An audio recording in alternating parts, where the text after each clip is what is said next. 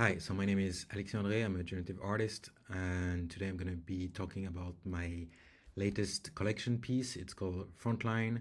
I'm going to explain the algorithm, I'm going to explain what to look for, and the different thing you might end up getting so that you know what you're getting into. So without further ado, I'm gonna showcase a few examples and explain what is happening and why the piece looks like this. Thanks. So here is Frontline running on my machine. So if you get a Mint, it's going to be slightly different. It's not going to be, of course, running on your machine. It's going to be running on your browser, but from the platform and from the blockchain. Here, for development purposes, I have a simulated version of it. So every time I click the new button on the top left, I get a new random generation of the algorithm. There is no way to know how the piece is going to look like before you run the algorithm. So every time I click the button, it's also new for me. So here is a first example of a 1 mint of Frontline that is in its final stage. It takes a bit of time for the system to compute everything it needs to show this state. So here you will start by describing what you see here, and then I'm going to talk about how the system is working. So you might feel that there is a lot of things going on in this canvas. What I hope is kind of clear is that there is a bunch of branches on the left that is right now colored in this gold pink color, and then there is another layer, another network of branches that is right now going from purple to those teal tones, and they're all connected. And in the middle you might be able to see that there is kind of a different set of shiny dots here. They are carefully placed in between the two groups of branches. So Frontline is about representing a conflict between two sides. So there is here a side on the left, a side on the right.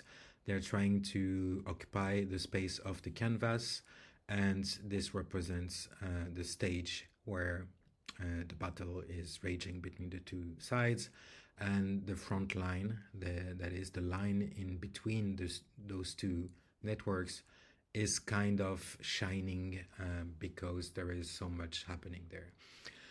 So you can see also that there is a bit of color shifting happening in a way that makes it look like colors are going from the root node to the branches on the left in this case, and the opposite is true for the side on the right, where the colors are coming from the leaves and they're getting back to the root node. There is also a bit of blurriness involved to give an idea that nothing is really clear, nothing is really set in stone. You can see there are clear empty spots, white space, I would say, in traditional media, but here, since it's black spaces. There's a bit of background elements. We might not be able to see them all the time. There's a lot of variation happening. You might also see that on the left, the branches are going in basically any direction that they want, whereas on the right, they try to follow some very specific directions, and they are not free-flowing. You can also see that they are not all the colors are not shifting at exactly the same speed, so there is a bit of ebb and flow on which color is going to be next to the other one when it kind of loops. It never really loops. It's just the colors that are just endlessly shifting between those within the same color palette. So you can also see that sometimes the branches are very dense, sometimes they are very sparse, and everything kind of happens naturally within what I've created as steps of growth in the algorithm. You might also see sometimes there are some brighter spots, sometimes they're not. And just on this simple example, it's kind of interesting to see that the front line goes something like this. So jumps over there and gets back to here, and then we have this clear cut here. I'm gonna go through a few clicks to see if we have something interesting. Let me try once. So different color palette, obviously. You can see different structures happening, and this is like the algorithm running live on my machine. You can see that it started by creating the first first growth, where the branches were kind of growing fast. Then there was a secondary stage that might be difficult to see, where we go from sparse region to denser regions, and then the background was kind of filled with the background stars, and then it started to compute the front line. I'm going to reload the page, and that's also something great about generative art in the way I'm doing them, is it's random, yes, but it's not random all the time. It's the same randomness that I'm using when we mint a piece. So here I'm able to simulate this by just reloading the page and try to pay attention to the different stages of growth in the piece. So here we have the fast growth, then we'll have the denser growth, then we'll see the background starting to get filled here, and then you can see that some of the spots that are on the front line are getting computed, and then we can see where the line is. And this is the step that can take a little bit more time depending on how complex the two sides are and other different factors. You can also see that compared to the previous example, the structure of the networks is very different. There is more empty spaces, but for this specific mint, there's far more background elements. There's also more like spots of interest. I think this one is also interesting in how the front line is also cutting through empty spaces, but has to be very intricate in the different zones where the two sides are colliding. Let me go to another example. Again, purely random. I've no way of knowing what is going to come out. Different color palette. You can see here that we have like a huge thing in the middle, a center of interest. You can also see that the networks is very curved on the left. On the right, it's also more regular. But think about all the steps. First, the sparse growth, then the denser growth, then the background stars. Then you can see the front line that is now being generated. And here it's kind of a very interesting one because it's very much in the middle. It doesn't go through the empty space here because there is this huge bulb here that is pushing everything out. But it's there. We have the front line there, and we can see how it's there. Again, the color are moving in different ways. I'm going to be doing another one.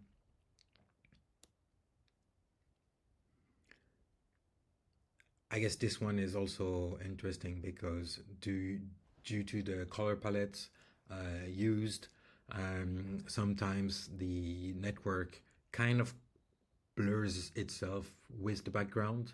So you might see or perceive this as kind of disappearing somehow.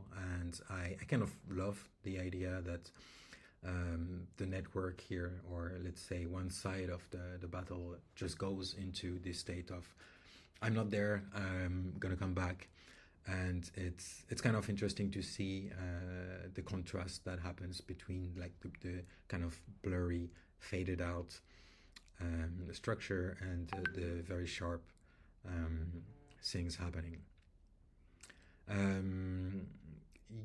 Again, look at the white spaces, the front line here might be very clear to see when one of the sides goes into one of those blurry states. I also have to say that if you press M, you're granted, you're being shown the list of traits that I've decided to showcase. And we're gonna talk about all of this as the collection gets minted. Another example, just for the sake of showing that I really don't know what's going to come out.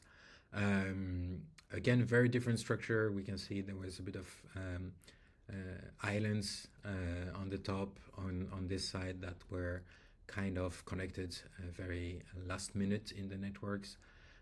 The front line here is very bright because this palette is also very bright.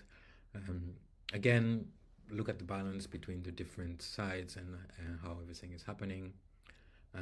Another example, love the alienness, the organic nature of this one. I'm pretty sure the front line for this one is also going to be very interesting. We can see that it start to appear here.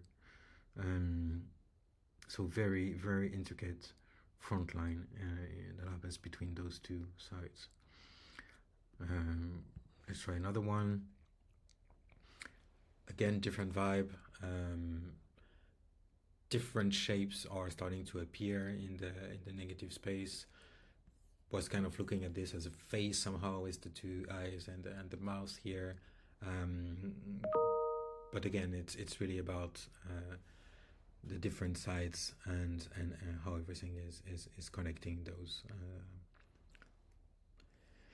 So yeah, I'm gonna probably leave it here. I hope it gives a good glimpse of what the algorithm offers, what to look for. We haven't seen a few rare traits. Let's see if by running a few other examples, I might have some. This one is going to be interesting, where the front line is just here in between those two, and that's the only kind of zone of conflict between those two. So sometimes you have mints that are very sparse, sometimes you have mints that are very dense. It's also what I love about playing with those algorithms is there's no way to know. Again, we're back to the palette that has a bit of a darker color in it, and we'll see these blurry shapes appearing. We have finally a red palette, very dark. This one is called Dark Peach. Most of the palettes, you might recognize them as they are coming from my previous collections. So if you're willing to do sets of pieces that are linked to existing